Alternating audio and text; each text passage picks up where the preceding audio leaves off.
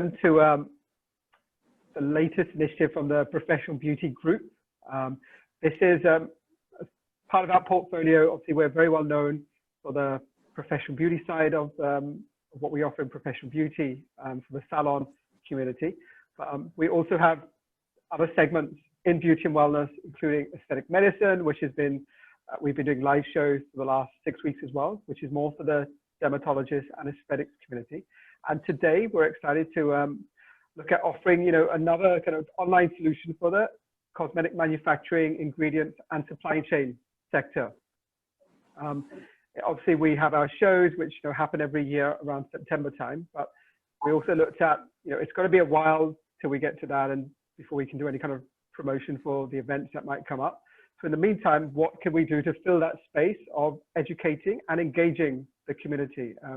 Because just as we're seeing in the wider beauty and wellness and salon community, the manufacturing community is also going through its own challenges during this lockdown phase. And we're very lucky today to have 3 key stakeholders from the industry covering different parts of that value chain. So we have Deepti Jaiswal, who's a leading third-party manufacturer of Nulyf. We have Kajal Anand, who needs no introductions at all. I think she's pretty much well known in the whole community for the work she does. She also heads up the Cosmetic Manufacturing Association, a big supporter of whatever happens in this community. And then we also have Himanshu Chadha from Aryanveda, who's more of a branded manufacturer, giving his perspective from a brand manufacturing point of view. So we've got very different viewpoints to bring together. And I think it'll be a very engaging conversation based on a discussion we had earlier, that you've got very extreme viewpoints and experiences right now between different facets of the community. I'm going to start, I'll go to Kajal first because to just kind of help lay down some of the groundwork of the challenges that the manufacturing segment is facing at the moment.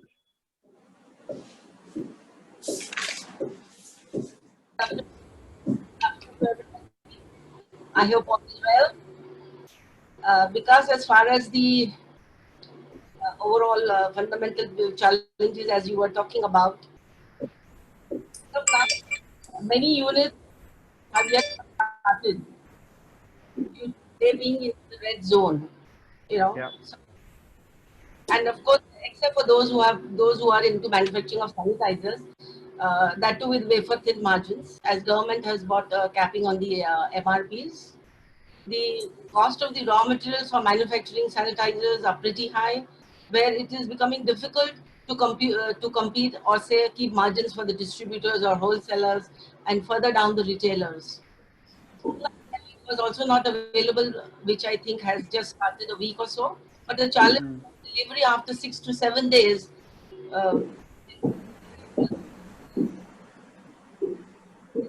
Materials, once we start with it, checking materials which are left processed and unprocessed, whether they can be reused or need to be discarded. Drainage is another big challenge. Then the end products with the expiry date. Well, a lot of labor has migrated, almost more than 70%, and 40% corporates workforce in order to get their business back on track, simultaneously gauging the optimum employee strength required to sustain their business in the near future. Procurement of raw materials and packaging, many of the ingredients from outstation and transportation is yet not in. Kajal, so your voice keeps fading in and out. I don't know if it's the network or you might have to speak a bit louder. Am I audible now? Yes. Okay. So there is a lot of increase in the raw material and the packaging material. Then the business model has gone for a toss, as input supply side has moved from giving credit to asking for advances to output, and have moved from giving advances to asking for credit on the. So the financing of business operation has become very difficult, especially with no government support forthcoming. Yeah. We have to start searching the orders again nationally and internationally, especially at the point of the exports. The customs, the CHAs are not clearing the goods where the factory stuffing is done, is not done. Palletization and all is done at the customs house. So because of the constraint of the labors, they are not picking up on they say you stuff it at the factory end only and then send it to us. That's a big challenge again. And moreover, the global importers, they are not waiting. So they have started asking for credits now where they were giving advances. And overall, the shift of the consumer spending more on the essential products. These are few of the challenges we will be facing once we start opening our units. And then that's pretty much across your whole manufacturing sector, is it? The cosmetic manufacturer, because you represent the association, and you must get the inputs from all of those other manufacturers. That's why I've given you the overall view of the cosmetic side. And even your importers, so the whole way from domestic issues to even exporting now is also a big challenge for one, because you can't get the goods out. Two, now you're saying even your overseas customer is now requesting a long credit period. Yes, they are asking for almost 60 to 90 days credit. Wow. And are they getting that from other countries as well? So are other countries being that flexible, or?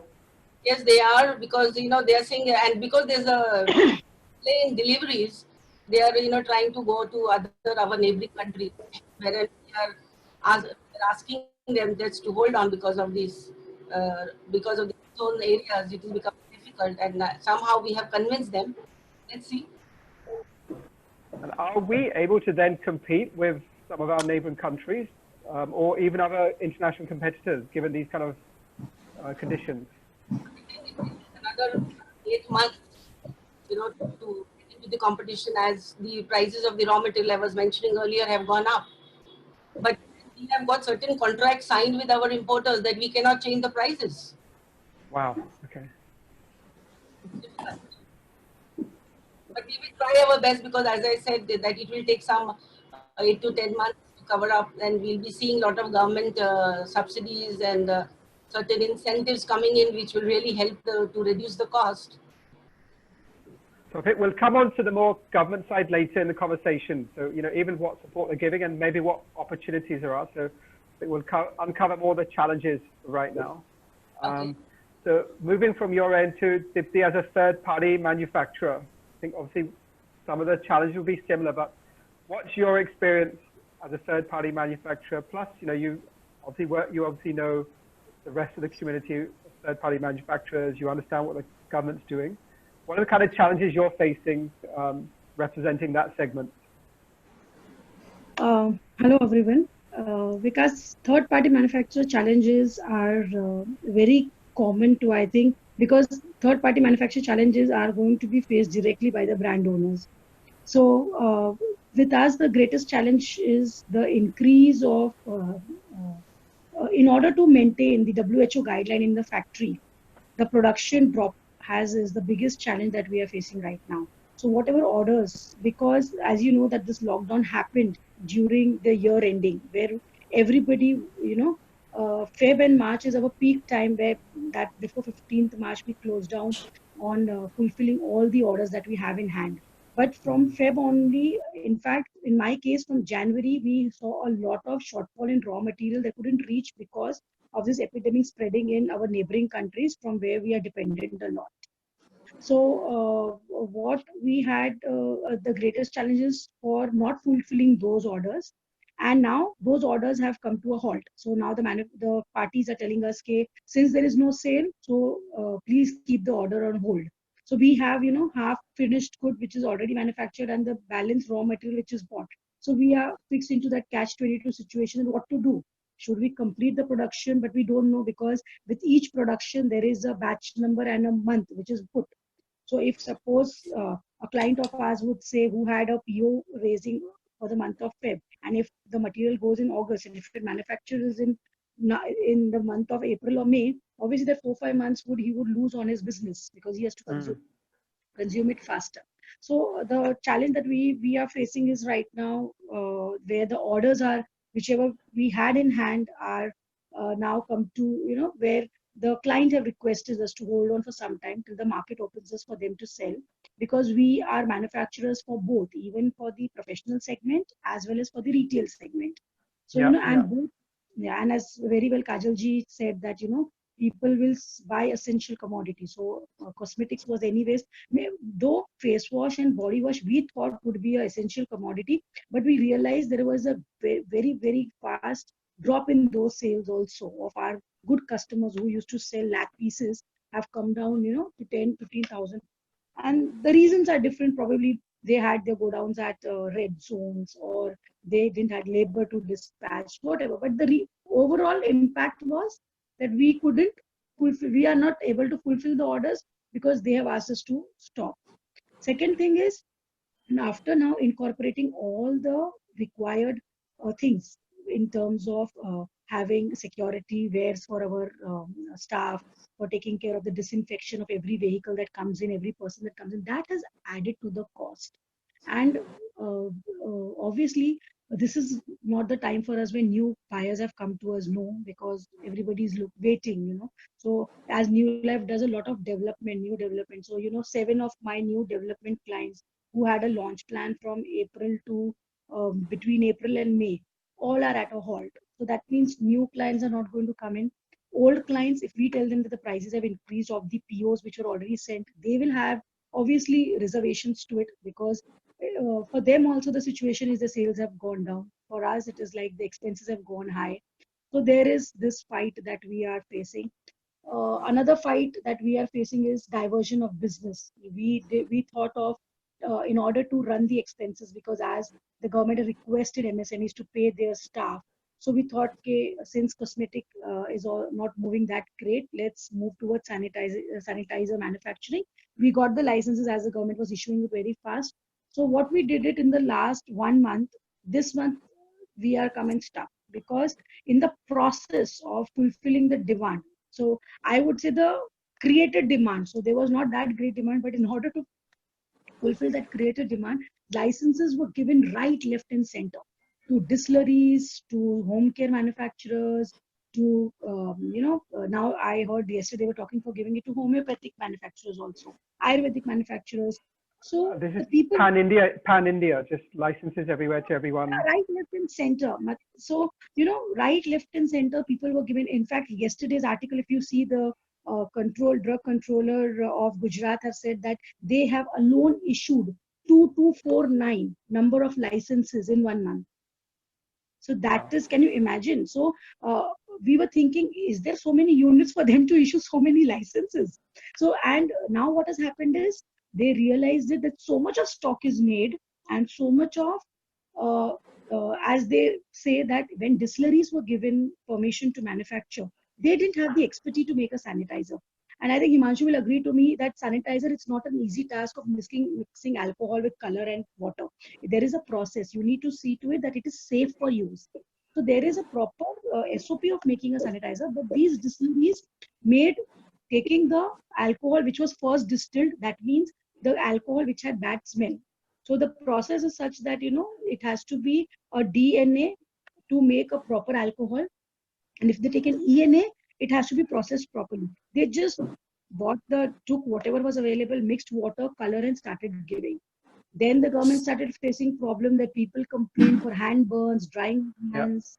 So the challenge was that when we thought of diverting the business in order to sustain the factory, we realized it that we are getting into a thing where our manufacturing cost was, for example, for a 100 ml bottle, my manufacturing cost was 25 rupees. People are selling in the market at 25 rupees to their sub-stockists. That means after MRP to super stockist to dealer. So imagine a manufacturer who's a genuine manufacturer makes it at 25, but there is a super stockist saying, "Arey, mere ko 25 rupees mein aa raha hai," matlab company ke paas the way of margin, the division of margin.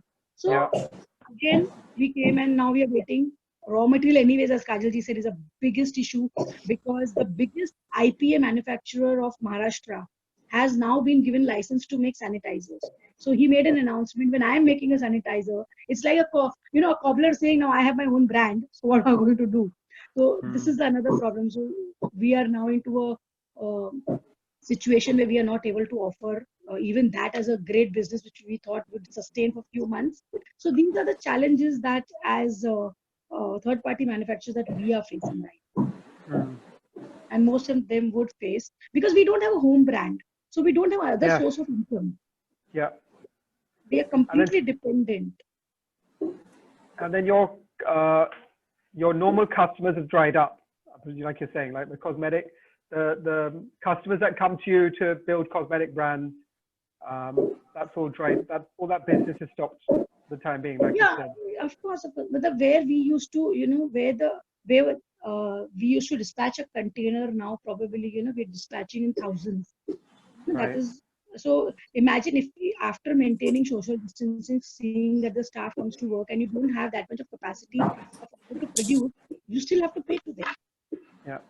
What are the social distancing norms within factories? Just so we can just again remind the audience. So you're having to operate at what, 50% capacity, or what kind of level?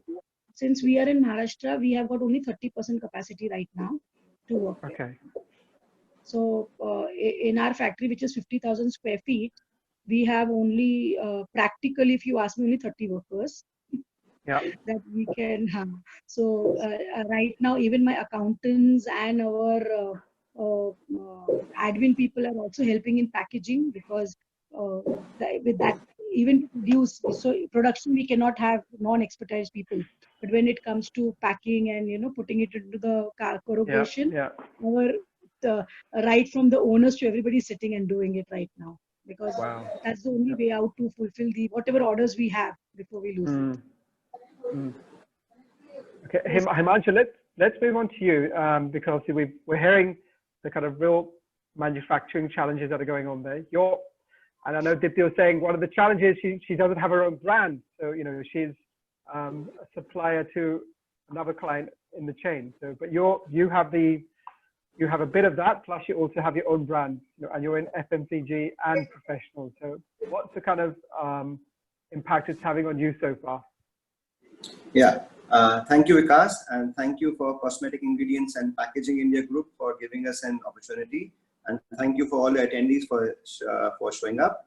So I will start by saying that that Franklin Roosevelt said that never let any crisis go as a waste. So we we started looking at opportunities within the challenges that we've got. So of course there are many challenges, as Mrs. Kajal, Anand, and Ms. Deepti have just spoken. So the challenges remain the same for us too. But with those challenges, what we saw was a silver lining, or what we saw was an opportunity. So, so as we are there in the mass market, we are there in the salon industry, and we are there in the premium segment as well. So the premium segment took a huge hit, because all the beauty advisor counters, they were closed, and then there were all the salons which were closed.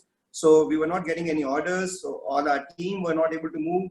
And since Maharashtra and down south, they happened, and even north in Delhi and Punjab, they happened to be good markets for us. So thereby we were not able to, our team was not able to move.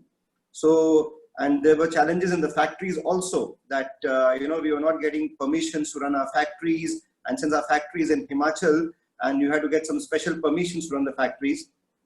So thereby, so I will, because I think much has been spoken about the challenges. So what I'll talk about, that what are the good opportunities we saw in the challenges.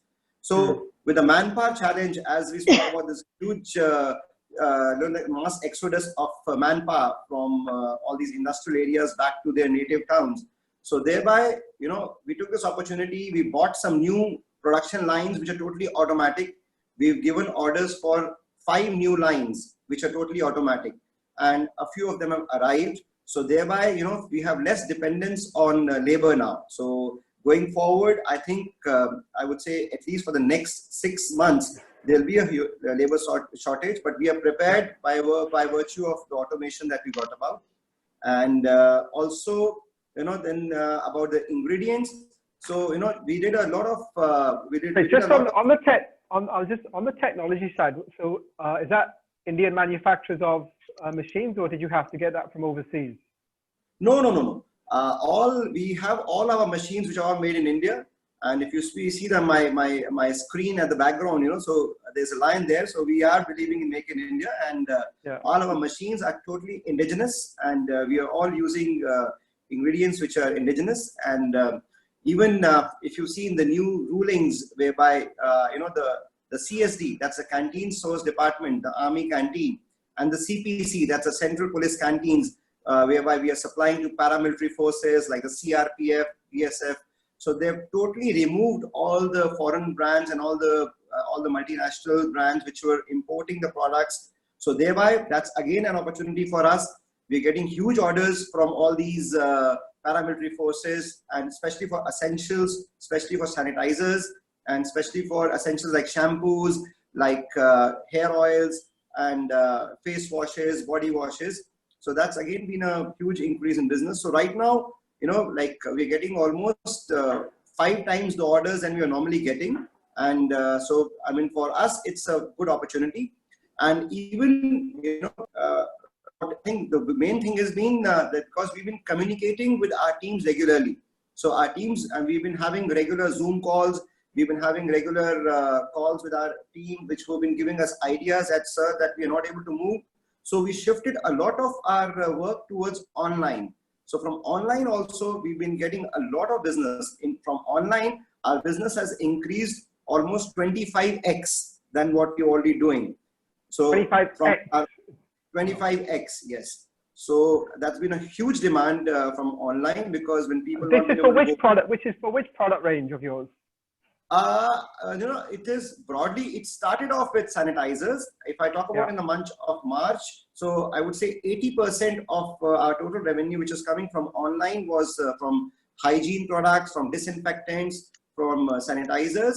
But like now, because people are hoping that salons and other like all these spas will open up, but they're still not opening up. So now there's a huge shift of people moving on to products which are one product system which does all. So it's product like maybe a home facial kit, or a kind of a cleanser and a mask, something which can be used as a cleanser, as a scrub, and a mask.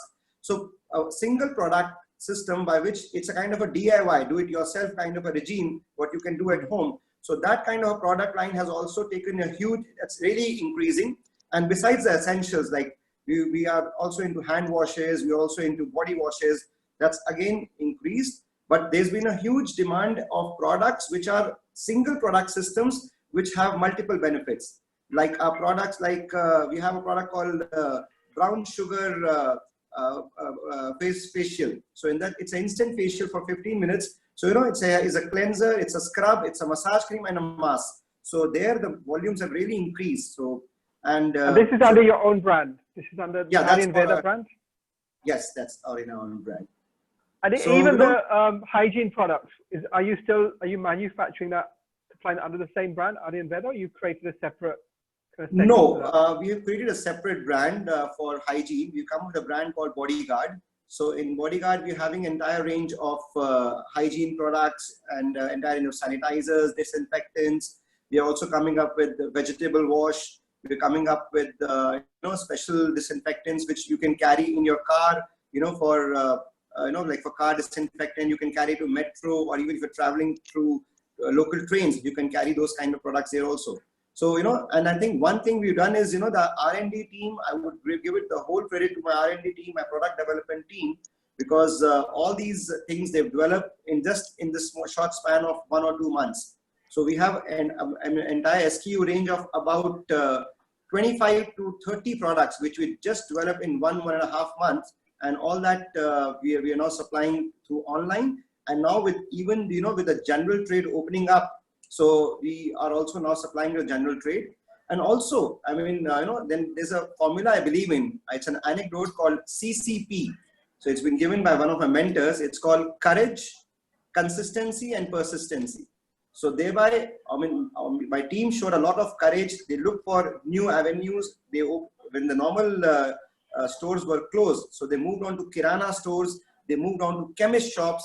They moved on to the distribution in the medical industry, and they went up to hospitals. They went up to clinics to open up new opportunities.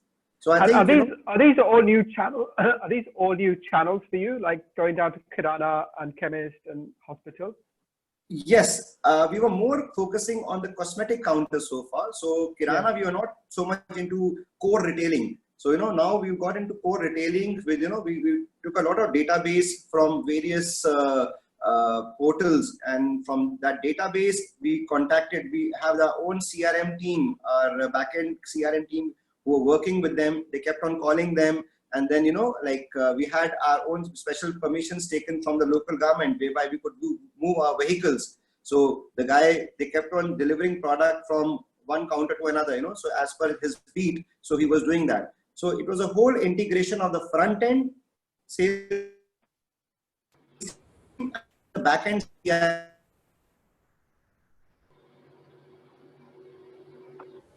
I just lost you there, Himanshu. So you're saying your back-end team working with your front-end team was really creating new opportunities for you. And when you're supplying down the chemist route, Kirana store, are you doing that through like super stockists, or you're going direct as a brand? We opened up some new super stockists, because our normal super stockists, a few of them were there in the containment zone, a few of them were in the red zones.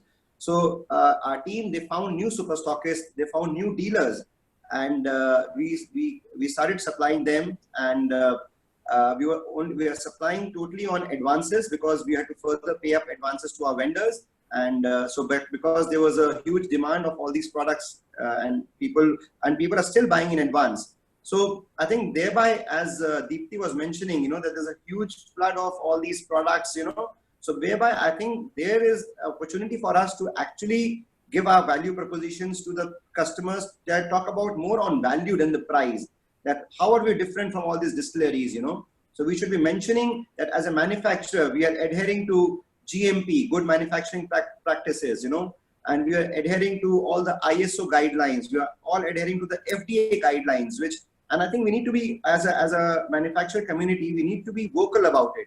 We need to be we need to be communicating it to the entire fraternity, to the entire community, that how are we different from others. So it's not just a price, it's a whole lot of value that we are giving them, and not just a price. And are you seeing that? Because have you seen some of that challenge, like what Deepti was mentioning, that because the government has given out so many licenses, and now everyone in every gully is a sanitizer manufacturer at the moment. So did you see that kind of drop, that massive, crazy drop in pricing very quickly? Yes.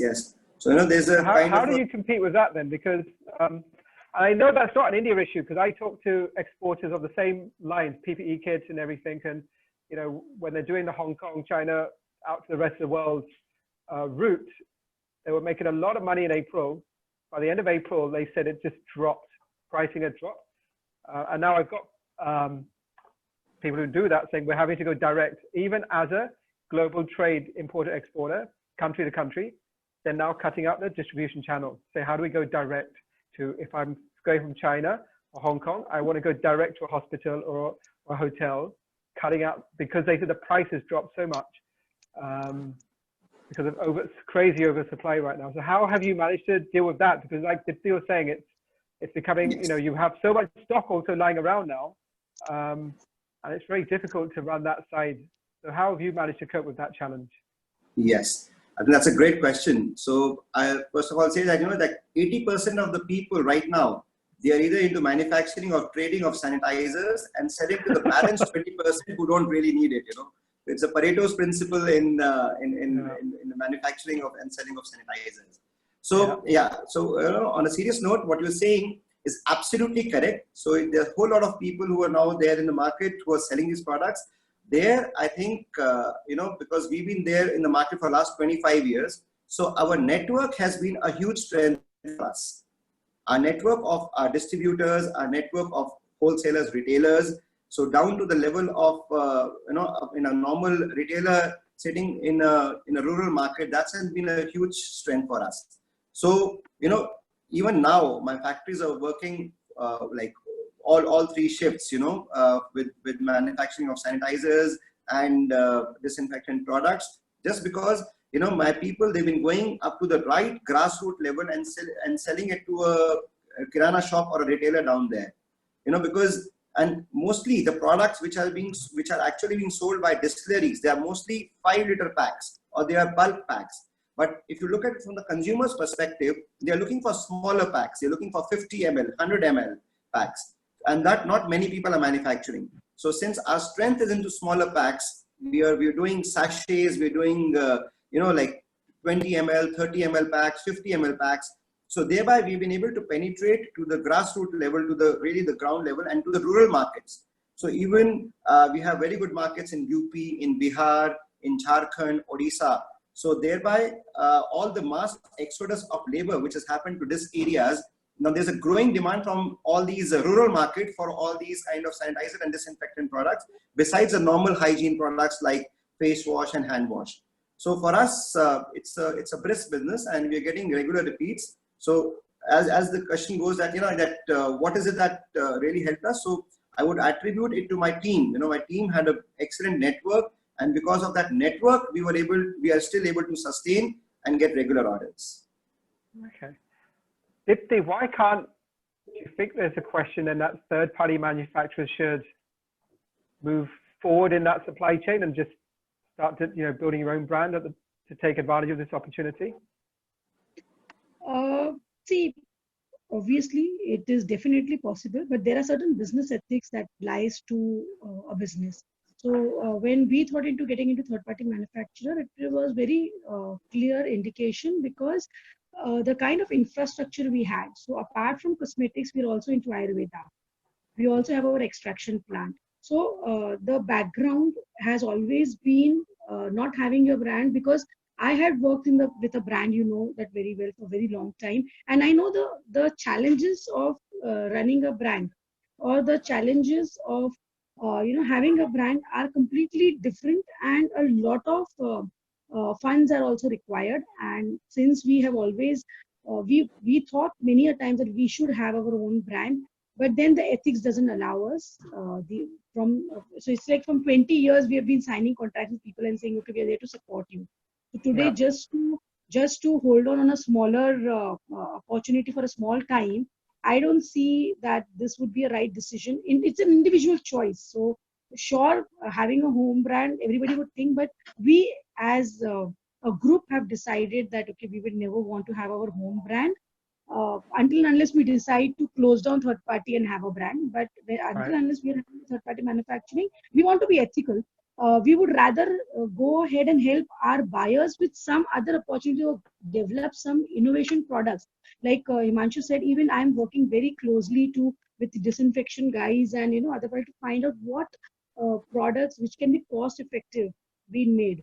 So that is what we would love to do, rather than getting into their periphery of business and have a brand, because brand has its own struggle. Though Himanshu would agree to this, that he is lucky to make this as an opportunity, but I have seen him working from so many years, and how to I know Himanshu struggles as well. So even when the GST regime came in, and he's really had to rebuild the business, and he's got, like, what the CCP principle you mentioned is, he's definitely shown a lot of that during his time running the business, actually.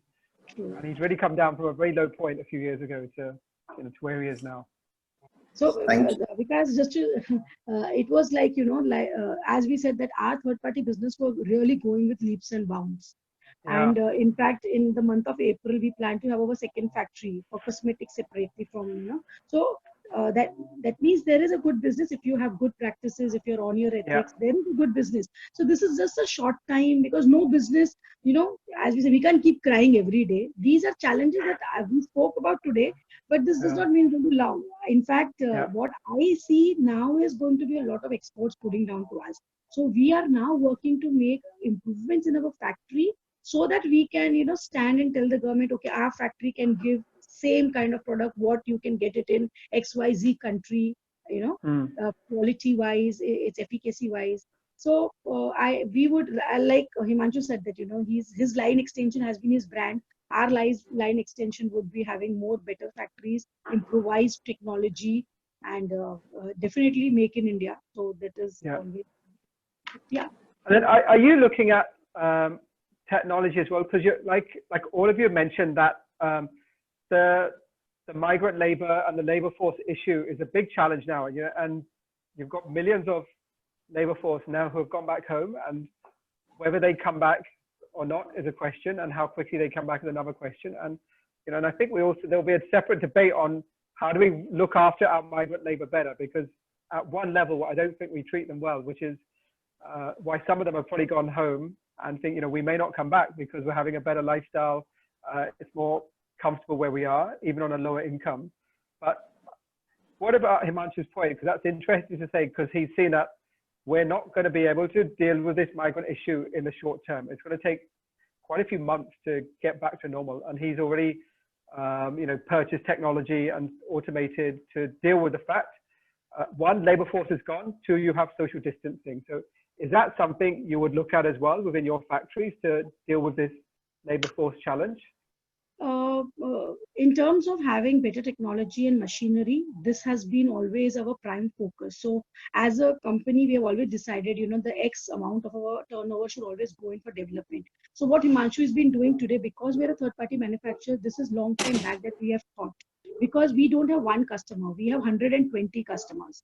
So definitely we need better technology. So our upgradation every year is by adding a new machinery which is automated, right, or by adding something new is always in a process. Yes, now the only thing that we would want to do is that we always looked upon international market for these machineries.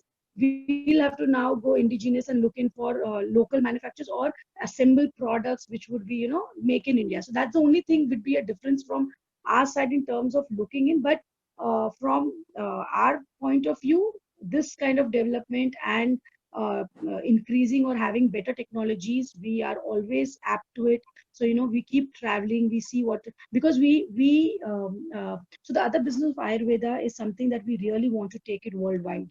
And with that, we are closely working with Ayush, and we are trying to work closely to take that as a a bigger chunk along with cosmetics. So cosmetics will follow that anyways, because because medications and medicine production is a more stricter norm production protocols than your cosmetic manufacturing protocols. So yes, in fact, I am now learning and studying what AI will help us in our cosmetic manufacturing. So the second plant probably is our idea to have more of AI technology over there.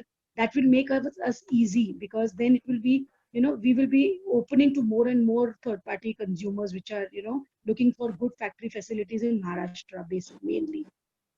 Okay. And then, Kajal, ma'am, what about your kind of viewpoint on using technology to deal with some of these short-term issues?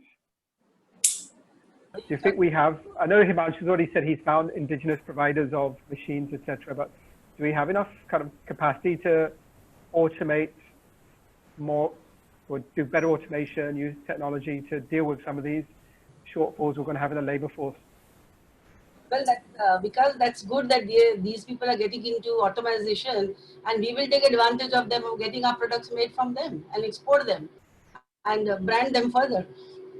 That will someone invests into technology, and then we invest more into the marketing. That would help.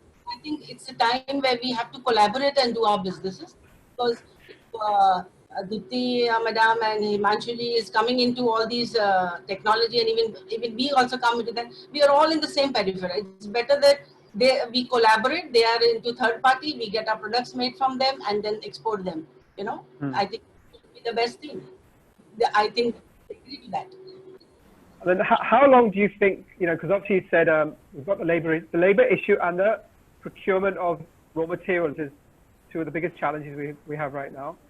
And like you said, we're yet to see any real government support actually hitting the ground. So we have a lot of, in my mind, government rhetoric will do this, this, and this. If you're an SMME, you'll have this, this, and this. But I don't think any of us have started to see that benefit yet flowing through. So how long do you think it could take, the kind of segment to get back to a normal level, if there's ever such a thing anymore? Because it is going to take at least ones who have not started the units, it will take at least a year or so. Because as I told you, a lot of business policies are changing up. Those, of course, who are into sanitizers are continuing with the business, but those who are going to open after 2 months or 3 months, they are going to have a lot of change. They'll have to look right, left, and center, what all changes have to be brought in, what all more things have to be added into, how to bring back the labor and getting the work done, or in case of they need to change any technology in-house. all these things are going to take time, and then with the lack of funds, which yet government has promised a lot of things, but yet it has not come into the hands of the MSMEs. So their EMIs, their rents, and lot of other things which are there, which it's going to be difficult. So they gradually, of course, they will come out. It is not that it is difficult, because a sudden gap had come, and now they will pick up once they start coming, and they'll get into the gear. With transportation yet not working full-fledged, even if we ask for the raw material, we start with our production. Where are the raw materials? The raw material, like exports, we wanted two raw materials, it did not come. It was coming from Gujarat, and the area was in the containment zone, on the red zone. They were not able to send the material, and our production is held up. So these constraints are still there, which will take its own time to go. We'll have to look into all those things. So this 8 to 9 months will be there. Okay, and what kind of, we'll get into the government a bit, but how do you think, so imagine this takes at least 6 months for a kind of recovery for the kind of, from the third-party manufacturer to export business. It will take, 4, 5, 6 months, for example, at least. What do you think will be the impact in the longer term? So once the whole kind of supply chain is back, labor is back, and that you're able to operate at a fairly normal level or at capacity, what do you think could be some of the longer term impacts on the manufacturing sector here?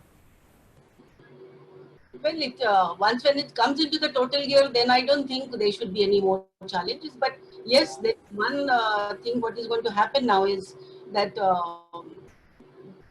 we will have to focus more on products pertaining to health and hygienic.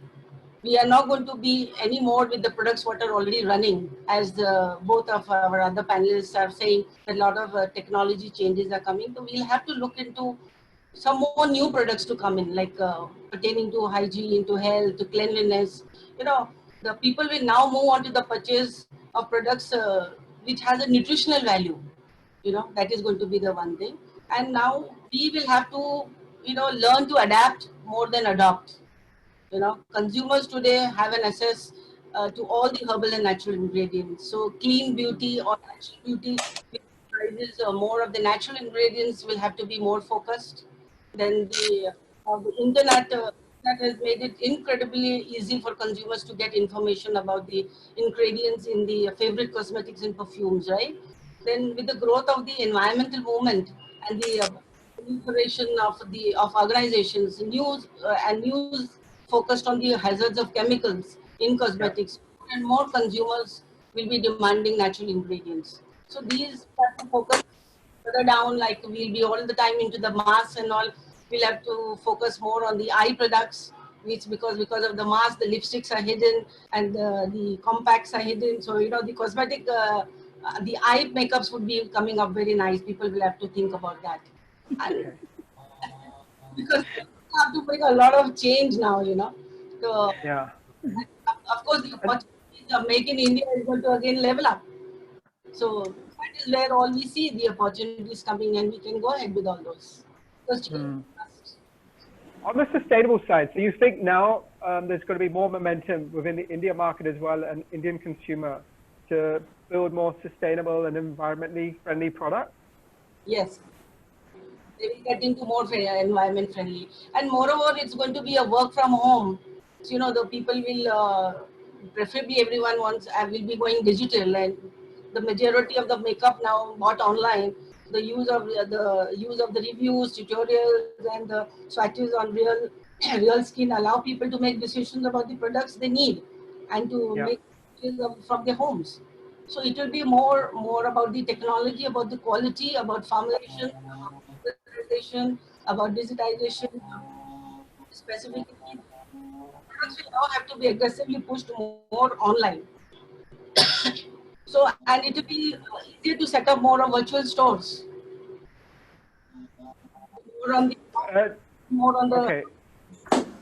Do you think brands need to do that, or do they just use aggregators? Like you have your Nike and Amazon, etc. Yes, brands will have to do that. Brands should also be retailing online. Sorry? Brands should also set up their own virtual stores? Yes. Now, see, under our under the Confederation of All India Traders, we have come up with a Bharat e-market, where we are, where every person, a manufacturer, retailer, distributor can have their own virtual stores over there, which is absolutely free, which is a great thing what is coming up, We are not charging a single rupee from anybody. No commissions, no nothing. You can have just your own store. Even the salons can come and where they can ask for the business. And it is going to be one of the #1 in the global market. With, and soon I think that will take off. And government has already given the green signal, and they are giving a big support along with that. So that is going to be a big help for us. A great opportunity. Okay, super. Deepti, what's your viewpoint on the sustainability, environmentally friendly consumer? Because obviously you deal with people trying to create brands for new markets. So are you seeing that? Are you seeing any kind of extra requirements, request, demand for sustainable products? Actually, we are still trying to understand this, because when we are talking to our brands who we manufacture from, still, yes, for some time there is a need of essential items, but sustainable products has always been the key since last 3 years. So what we used to manufacture 3 years back has drastically changed. A lot of innovation have come in. People will want to move towards natural, which I think was slowly and gradually it is happening. It is just that Corona has made it the voice louder. So this COVID-19 has just made people realize that what they wanted to do, or they were doing subtly, has anyways gone louder. So always sustainable products, sustainable packaging, sustainable usage of products were always there as a key for all the people I was developing products for. So I have so if I go back and think about the people I'm developing products right now, so there are a lot of investors, there are a lot of foreign NRIs for whom we are making products, and these factors and these features were always in their brief given to me from the day, from the past 1.5 year. So I don't see anything that is going to happen differently. This has been gradually happening. It's just that people have now made it louder, because everybody's talking about, there is a group of people who say that COVID is because we have done too much bad to Mother Earth, so we want to do good. Yeah. So, it's always, so there are myths, there are realities. Yeah. But end of the day, every time, and everybody is talking about using, whether it is your consumables or FMCG products, or whether it is cosmetics, or whether it is your home care products, everybody is looking for safe products. So the whole bracket has to be that the product needs to be safe for use, and yes, the major thing is affordability. So they need to also be because as we try to move towards natural, or as we try to move towards bringing in sustainability, the price anyways goes high. And we are not sure, are the consumer ready today? Because they now have a very big reason saying 4 months, no job, no salary. So how much ever we talk about sustainability, or how much ever we scream about this, at the end of the day, the pocket of the buyer will speak.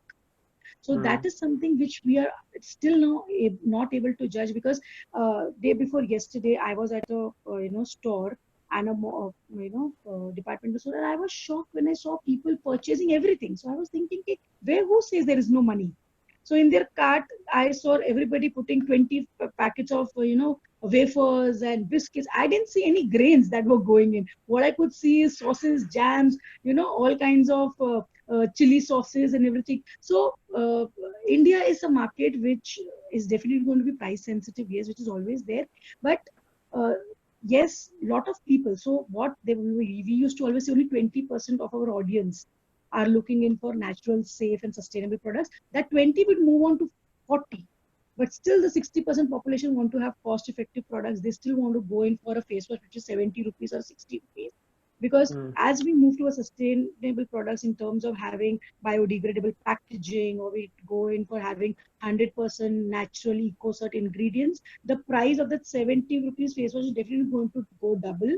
So obviously the audience, the strata of that 60% will still think to buy it.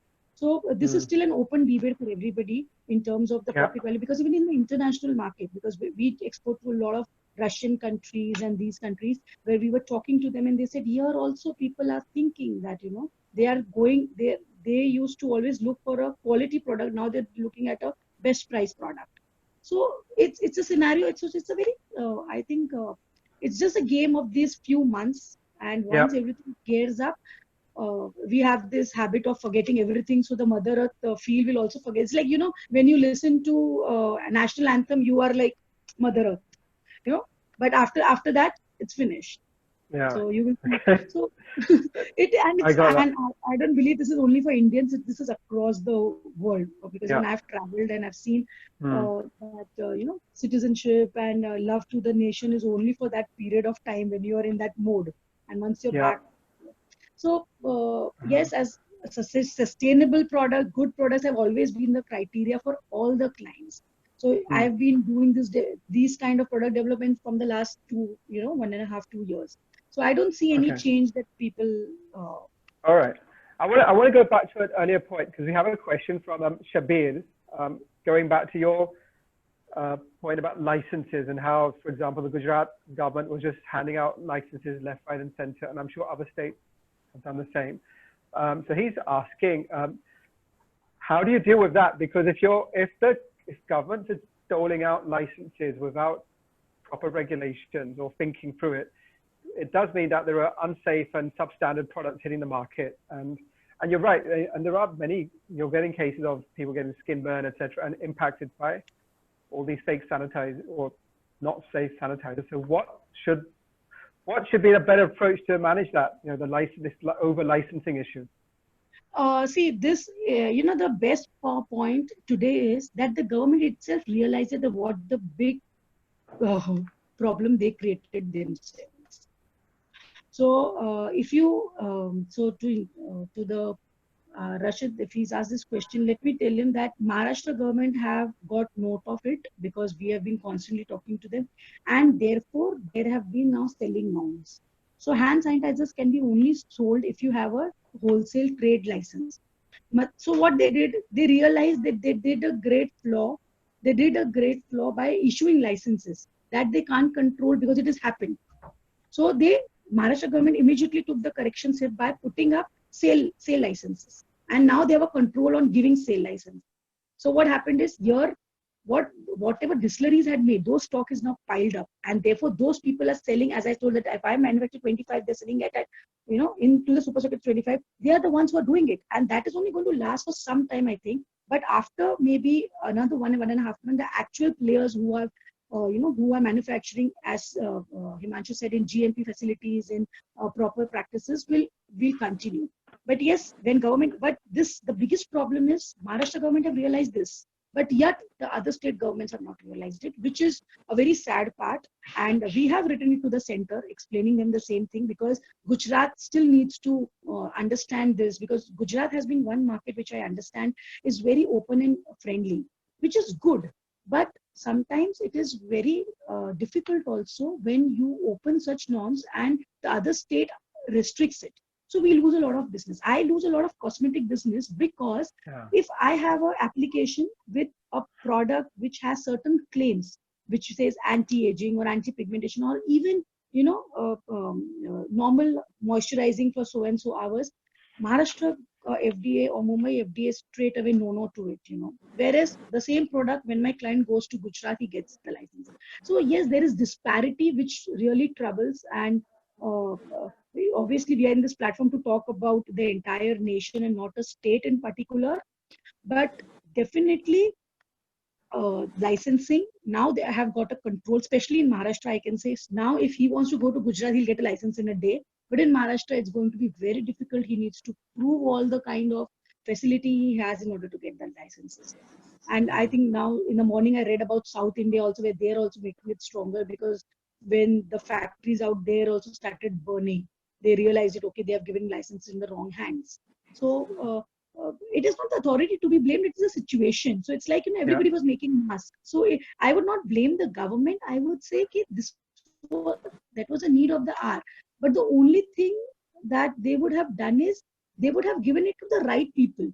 So cosmetic manufacturers are right people who could make. So that was the right call. But distillery is not a right call.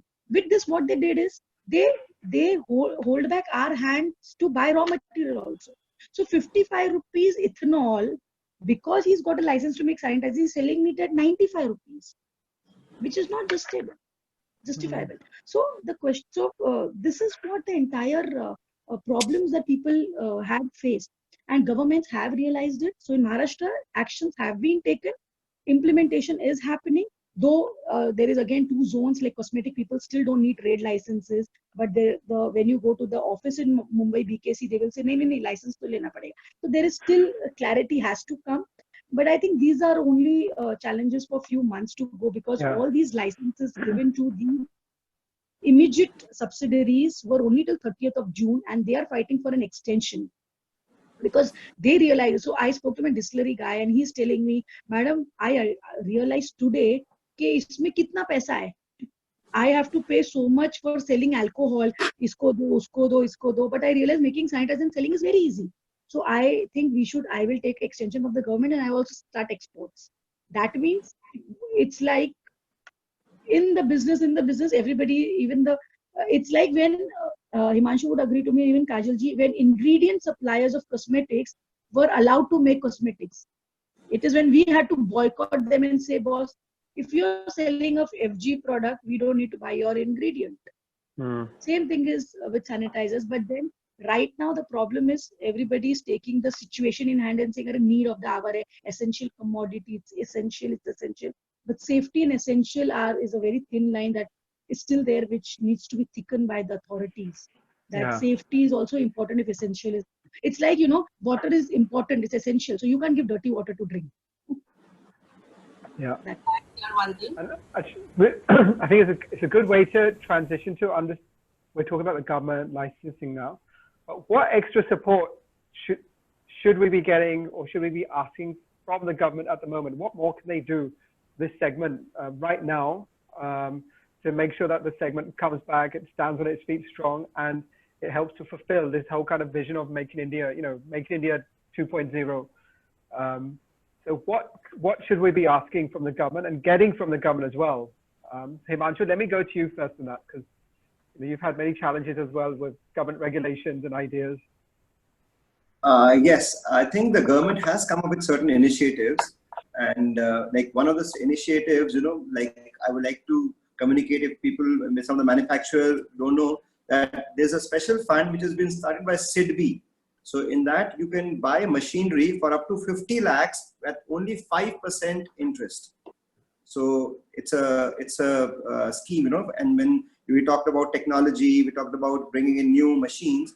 So it's a huge scheme which Government of India, whereby it's a collateral-free loan. You don't have to give any kind of collateral for that. So at 5%, you can buy machines worth about 50 lakhs. So that's one scheme that's government has come up with. How do you spell that? Is it CIDBI or SIDBI? Yeah, it's SIDBI. SIDBI. SIDBI. Okay. So it's SIDBI. Small Industries Development Bank of India. Great. So that is one initiative, and more than that, I think going forward, as I see that there are certain manufacturers which have not been able to start operations, and then there are the whole teams, the certain sales teams which have not been able to do really well. So I would really require government, as the governments in Europe, as the governments in US have done, that they have like given about 75% or 80% of the salary, to the manufacturers and people who've been, or even to the owners. It could be salon owners also. It could be, like traders also. So at least government gives the direct, kind of a direct input to these people, rather than giving in an indirect form, in form of loans with moratoriums, which will not really solve the purpose. Which is actually going to get into, going to get into more deeper debts if we avail of all these facilities. So I think any kind of direct help will be of huge, which actually help all the manufacturers in a huge way. And besides that, I think we even put up, as Deepti was saying, so we also put up an application. A manufacturer association of Himachal, people who are doing sanitizers and people who have alcohol license now, we've given a combined application to Central Drug Control Authority, that now with so much of sanitizers being there in the market, now the distilleries should be stopped from making sanitizers because, they cannot really, that time it was a need of the hour, but now they can be stopped doing. And I had my personal meetings with the very senior people in the Drug Control Authority, and they said that these licensees, these will not be extended in all probability beyond 30th of June. So, and even government knows that, the sanitizers are in plenty. They are in really, like, every shop is now selling sanitizers. And that's the reason they've even removed the export embargo. Now you're free to export from the 1st of June. You are allowed to export sanitizers also. So I think thereby from the cosmetics fraternity point of view, we should be taking these issues on a state-to-state basis, putting pressure on the drug authorities there and trying to tell them that not to give any kind of further licenses to distilleries and other. And in fact, I would also like to, tell to the cosmetic manufacturers that going forward, sanitizers will not be allowed for cosmetic manufacturers also. Sanitizers as the definition, they say it's some things which kills bacteria, which kills viruses. So something which is killing a bacteria is not a cosmetic product. It is actually a pharmaceutical, or actually anything which claims a therapeutic value is not a cosmetic product. Cosmetic is only for beautify. It is not to kill germs. So there is a very strong lobbying which is being done by pharmaceutical guys that not to even let cosmetic people have a sanitizer permission beyond 30th of June. So people who are there in sanitizers, so they should also not be holding on much inventories, so as if any kind of ruling comes like that, so they are all left with unsold inventory of labels, bottles, and even inventories which are in the pipeline at the distributor end. So thereby, either you need to shift gears, you need to reinvent, you need to respond to the situation and have some alternate mediums in place, either take a pharmaceutical license or some other mediums in place to get over this situation. Great. Kajal, ma'am, any of you, you obviously work a lot as well with government and various associations. What's your viewpoint on not what they can tell us that they're going to do, but what should they be doing right now to support the manufacturing community? Well, because certain things government has done. The NSIC, which is the National Small Industries Corporation, has started giving away 90 days bill discounting facilities. But yes, they have to give bank guarantees, wherein we have been asking them that you should extend the 90 days bill discounting without the bank guarantees. That would be better, if at all, because the banks, they need, when you ask for a bank guarantee, they need an extra collaterals, so which doesn't work at all. So they're working on that. The government will have to extend full support in terms of working capital. The loan should be there without collaterals at a very, very minimum rate of interest, say around 4 to 6% per annum, at least for 2 years, 2 to 3 years, so that the MSME sector comes back on the track again. And another thing that government has, of course, deferred payments for GST and the EMIs and rents, but the thing comes after 3 months, what the deferment they have done, they are going to ask all together. Now we are proposing to the government that they should continue month-wise and not take all together in the 4th month. It's going to become very difficult. That is one. And we are asking, like, for in terms of exports, there should be some more incentives. We have to curb more of exports into India so that our exports take place, because there are many people who are only into exports, not into the local market or not into their own brands. Like Deepti madam rightly mentioned that they are into third parties. So then people who are there as exporters with them, they will not have anything in hand if all the imports are coming. So these are the few things which we are asking the government. Let's see, and I'm very positive about it that government is coming up with the things. And to be honest with you, the government itself does not have the money. The government says, what, I cannot give you free anything. I will give it to you, but take it back again in terms of rolling all the money out. And if I give the money to the lower class, like we said, the MSMEs or the industry people are not given any incentives. The government says what, that if I give to the lower level, they are the ones who are going to spend the money, and that money will roll back into the economy. So that's going to help. But then government is smart. Government has not given anything. Government says, I'm giving you, but you have to give me back again. It's going to roll back. You cannot just put it into your pockets and say, oh yeah, we got, you know. So that is a big challenge again. Yeah. And then let's try to get onto a slightly more positive note in terms of, obviously, the government's rolling out this Make in India initiative again. They want us. Vikas, one point. Yes. Apart from what Himanshu and Kajal ji has said that we need from the government, I would say we need ease of business from them. Stop visiting our factories and harassing us for no reason.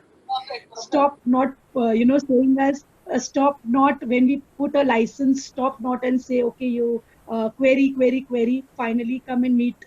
So I would say, apart from all these things, we want direct benefits, but we need ease of business right now. And that is one big thing which Maharashtra government has taken into note, because we had a meeting with them and we spoke to them, because most of our Ayurvedic licenses or other licenses were at hold for reasons which were not justifiable. So ease of business, I would say, is the only thing, because if you are not giving direct money in hand, at least give them some good air to breathe. That is one thing, most important thing. Yeah, is that a state-by-state challenge then? Because I think Himanshu's probably having a better experience in Himachal with his plants here and working with the local government. But is that much more we're talking from a Maharashtra point of view, or across the whole country, state government? I was about to tell Deepti, please come to Himachal. It's a beautiful place. In fact, it is beautiful. It's much easier to do business here, and the air is clean. You can make better quality of products with a better shelf life. And I mean, that's one reason why I shifted my factory from Delhi to Himachal, because of the ease of business. The electricity is cheaper, and because of it being a small place, everyone knows you one-to-one. You can directly walk up to the excise commissioner. You can directly walk up to the drug controller. It's very, very easy, and they know you by name. And so I think I've been there in Himachal for last 15 years now, and I have no intention of coming back to Delhi, though I stay in Delhi, my family is in Delhi, but Himachal is a very, very nice place. And I'll see that, I want really through this medium, if I could maybe request the Central Drug Authority to actually let that kind of a freedom of expression, freedom of doing business to be allowed to everyone across the country. I'm sure, it will be more easier for everybody to do business, and it will be a better way of doing business. Like that. Because I would like to add one thing here. Yeah. Vikas, as Himanshu is saying, that it is better you come down to Himachal and we can peacefully work and all. Such sort of disparity amongst the state as far as the licensing is concerned is not going to fulfill the dream of made in India. And looking at the fights of the states amongst India, we are giving an opportunity to the people from foreign countries to enter in. So if this thing is to become, my message to the government is that we should not have such disparities. It's very, very difficult to work on. And we amongst ourselves are fighting for it. How? Correct. Time. That is correct. I think even Dipti's example on the Gujarat government, obviously they're very well known that the ease of business, giving out license, whatever you want, you'll get in a couple of days. And that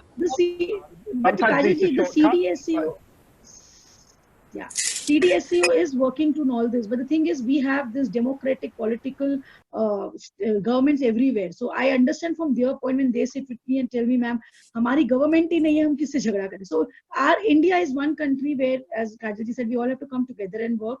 But definitely, I'll take Himanshu's point. Next time I'm going to be at Himachal, and the second plan. So Amchi Mumbai, so now I have to go back to Delhi and see and say that okay, we should be at. But I think Himanshu, as soon I would want to hear from you also later down the line. That way, because few of the manufacturers have told us that we will face a lot of problem because of migrant workers. So wanted to will talk to you in person on this to understand that what's going to be there when it comes to everything is normalized. Because I hope if you all read today's newspaper, digital news, that Bihar has given 100% jobs to all the migrant workers who's come back to Bihar. So they don't want anybody to go back. So this Wow. is today's news in the early morning at 7 o'clock. And we were like, oh God. And whereas Aditya Nath has also said, the UPCM, that we will also see to that no of our people are sent back to any states to beg and for work. So, this is what is now happening everywhere. So localites have to now pull up their socks and take this opportunity as well as responsibility, So maybe. I think that's again an opportunity for us, because with the local employment being there, so there's going to be a lot of rural demand which is going to come in. So again, I think all our mass market products are going to do even better in times to come. A brand can say that. That's a very good point. A brand can say that. I need to talk to all my brands now and say this is important to know. So you're calling for competition, Himanshu. No, that's okay. I mean, as long as healthy competition, when we are fighting the mites of levers and PNGs of the world, so any newcomer from India is most welcome to join in. Yes. Okay, super. I think we'll wrap up on that because it's been a great discussion and we've gone over an hour. And I think there's also a lot of new talking points that we should be looking at future sessions. But anything you want to do to kind of summarize? So we get that it is a very challenging moment right now, because of your sourcing of raw ingredients and packaging, the labor force issues, the lack of government support right now, real support, to the manufacturing sector is a hindrance. I think what you're also saying is this is going to, this is a 3 months to 6 months to maybe 9 months issue we have to deal with. But there are still opportunities, like, Himanshu showing that even in these tough times, there are still ways of thinking and creating opportunities. And I think, but we've got to, like you said, work together and work across the state and between each other as a community. Work much more collectively so that we can make India a stronger brand as well. Or kind of, I know Kajal is very strong on the, we want to start making in India by Indians. So not that whole point of having lots of foreign companies coming and making in India, but actually have indigenous production by Indians. Anything you want to kind of say to the community who are listening in? Any kind of summary point before we log off? From my side, I would just say keep patience. This is not a very, very difficult time. India have faced much before this also, and you need to just keep your eyes and ears open, and not only keep opening your mouth that government is not doing. Government has done a lot of things, whatever they can. So go check out on different kind of government portals, find out, speak to your network, speak to your colleagues in the industry. There are who are already doing business at this crisis time also. So keep patience. Things are going to go fine. End of the day, everybody will need to look good before they die. So cosmetics is one industry which is really will keep booming, whether it is India or abroad. If China can make up mask where they have this block to show the lipstick color of for the day, I think innovation even in having these PPE kits and mask thing also will come in. So relax. Yes, it is a tough time, but it's for a very short period.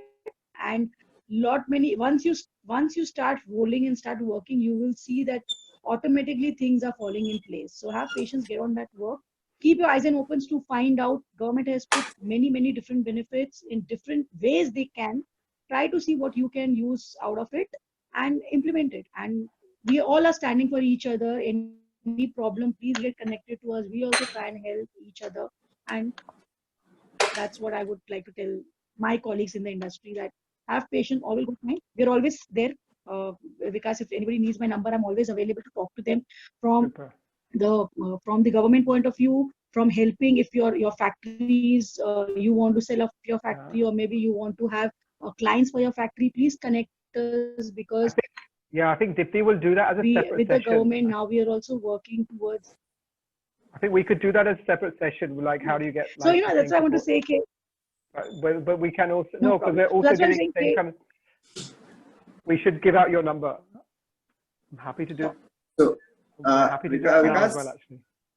Yeah. So Vikas, I'd just like to summarize by another 5 C's, so which will be really helpful for all the manufacturers. So I think one way, I'll just give you what hacks did I use to come up with all these opportunities. So one is, first C is communicate daily with your team. Your team is the one who's going to give you the lot of ideas. So be it your manufacturing team, be it your sales team, keep on communicating them, have Zoom meetings, have maybe video calls, have phone calls, but do communicate. Maybe a 2-minute communication is going to be good enough. So second C is going to be your customer and community support. So keep talking to your customers also, you know, besides team, because your customers are the ones who really need your help at this time. And they are the ones who are really suffering. So any kind of a gesture from your side, maybe extending their credit period, maybe, you know, telling them, all right, you know, that we are there with you. So, and even telling your team further to communicate with your customers, that's going to be a huge benefit. And that network you'll always be able to leverage in your entire career, in your entire lifespan of your brand. And third, to clean up and catch up. So, you know, whatever extra expenses you are doing, whatever, you know, like whatever something which was not required in terms of your SKU sizes, cut on them. Don't have any kind of, you know, extra expense going any on the wrong way. So be very, very cautious. Do a lot of catching up with your team on ways to cut your expenses.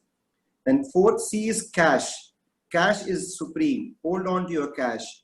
Don't go for unnecessary expansions. Only if you're going in for a new product, maybe like if you want to get into any disinfectants, be very, very careful. Study the market well. Hold on to your cash. And fifth, you know, is not last but not the least, be calm and considerate. I mean, if it's about your team, try to give them the full salaries. Try to, you know, be with them at their time of the need, and try to, you know, just help them out with them and be considerate. As even the PM says, have that be samvendansheel. So that is the kind of need of the hour. So I'll just summarize it as 5 C's. Thanks. Brilliant. Thank you, Himanshu. Kajal ma'am. To summarize, I would just give one simple statement. Challenges are going to be there in any segment may it be. There are going to be opportunities. We all have to look for it. But at the end of the day, we need to be self-disciplined for everything what we are doing. If we are self-disciplined, nobody can stop it from going anywhere. Well, I'm always available for any project consultancy, setting up of cosmetic plants, or any such people want to know any information. Along with Deepti, you can share my number with the people. I'm always there. And I would request all the cosmetic people to come and join into the association, because this is the need of the hour, where we all have to come together and talk and talk and walk single voice. That's it for the day from my side. This is Kajal. I'm just sharing your numbers actually with everyone, Kajal and Deepti. And what about the association? So if there's other manufacturers out there listening who are not part of your association, do you want to mention that as well? Yeah, it is the All India Cosmetic Manufacturers Association. People can write to me, can call me, and then we'll see how we can pull them in. Okay, super. Again, thank you so much. So this obviously it's our first time we've done something for the CP online, and I'm really glad that we had each of you talking and giving a lot of knowledge and information. And while it's challenging, we can see that there will be some, after this challenging time, there will be some positives that we could look at. Great. Thank you very much, everyone. Thank you, Vikas. Thank you. Thank you, all attendees. Have a great day. Good day. Thank you, team. Thank you. Thanks. Bye. Bye.